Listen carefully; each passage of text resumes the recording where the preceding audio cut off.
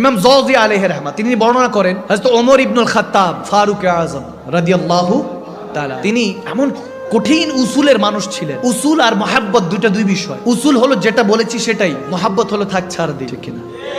উসুল আর মহাব্বত এক না। কিন্তু হযরত ওমর ইবনুল খাত্তাব অনেক উসুলওয়ালা ছিলেন। যখন তেনার শাসন আমল চলছে, হযরত আবু সুফিয়ান তেনার বাসার সামনে ইটটিট রাখছিলেন রাস্তার সামনে। অনেকে বলতেছে কি ব্যাপার, রাস্তা যেতে কষ্ট হচ্ছে। তিনি তখন তো প্রভাবশালী আবু সুফিয়ান রাদিয়াল্লাহু তাআলা, তিনি প্রভাবশালী। কেউ কিছু বলছে না, হযরত ওমর ইবনুল খাত্তাব সাথে সাথে সরিয়ে দিলেন। কেউ বলার কোনো সুযোগ নাই। কে বলবে? হযরত ওমর 40 days later যেদিক দিয়ে হেঁটে যাবেন, 40 দিন পর যেদিক দিয়ে হেঁটে যাবেন, শয়তান ওই রাস্তা দিয়ে হাঁটে না। সুবহানাল্লাহ। ওনার কি ভিন গ্রহ থেকে এসেছেন না এই দুনিয়ার মানুষ ছিলেন? এই দুনিয়ার মানুষ না, তো সমস্যা কি? তেনার পারলে আপনার কি সমস্যা? তেনারও নবীর উম্মত, আমরাও তো নবীর উম্মত, ঠিক না? পার্থক্য হলো তেনারা নবীকে দেখে সাহাবা হয়েছেন, আমরা নবীকে না দেখে পাগল প্রেমিক হয়েছি, ঠিক না?